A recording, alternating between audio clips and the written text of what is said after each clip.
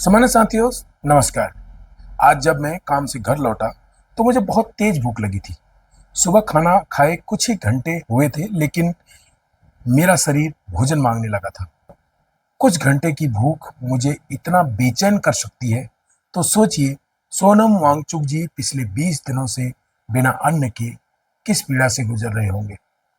वे अपने लिए नहीं, बल्कि इस देश के करोड़ों बच्चों के भविष्य के लिए संघर्ष कर रहे हैं। साथियों, आज हमारे देश में कई बार पेपर लीक हो रहे हैं। लाखों छात्र छात्राएं दिन रात मेहनत करते हैं। माता पिता अपनी जमा पूंजी बच्चों में खर्च कर देते हैं, उनके सपने पूरे करने की कोशिश करते हैं। लेकिन एक पेपर लीक होने से सिर्फ परीक्षा रद्द नहीं होती, बल्कि लाखों बच्चों के सपने टूट जाते हैं।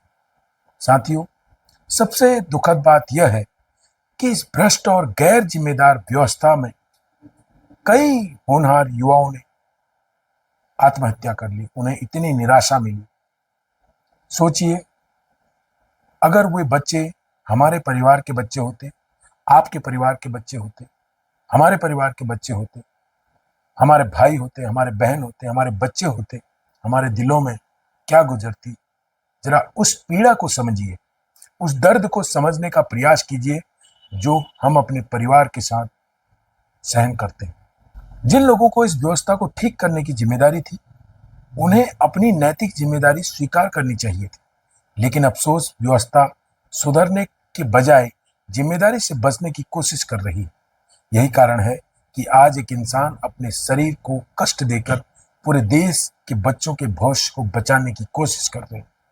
साथियों, सोनम वांगचुक जी और कॉकरोच जनता पार्टी और तमाम सामाजिक संगठनों ने 20 जुलाई को संसद मार्च का ऐलान किया है। यह किसी एक व्यक्ति का आंदोलन नहीं है, बल्कि यह हर उस छात्र, उस नौजवान, उस परिवार का आंदोलन है। उन युवाओं की लड़ाई है जिसका सपना इस भ्रष्ट व्यवस्था ने तोड़ा है।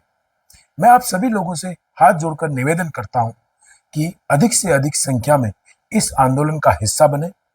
आइए हम सब मिलकर अपने बच्चों के भविष्य के लिए आवाज उठाएं, जिनकी मेहनत के साथ बार बार निकम्मी और खेल रही है।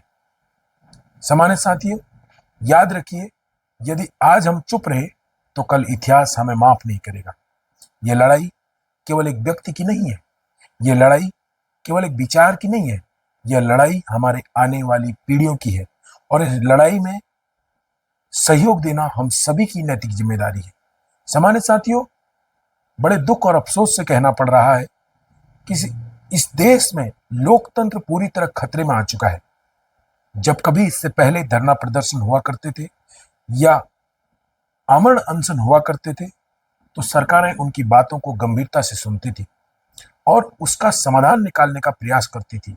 लेकिन आज कोई भी रिस्पॉन्सिबल व्यक्ति, कोई भी जिम्मेदार व्यक्ति अपनी जिम्मेदारियों को नहीं समझ पा रहा है, अपनी जिम्मेदारियों से भागने का प्रयास कर रहा है। और जो लोग अमर अनशन में बैठे हुए हैं, भूख हड़ताल में बैठे हुए हैं, उन लोगों को ये लोग देशद्रोही बताने का प्रयास कर रहे हैं। कुछ लोग ऐसे उनके समर्थक हैं। इसलिए मेरा आप लोगों से हाथ जोड़कर निवेदन है कि ये लड़ाई केवल एक व्यक्ति विशेष की नहीं है, सोनम वांगचुक जी की नहीं है, कॉकरोच जनता पार्टी की नहीं है। ये लड़ाई हमारे बच्चों के भविष्य की लड़ाई है।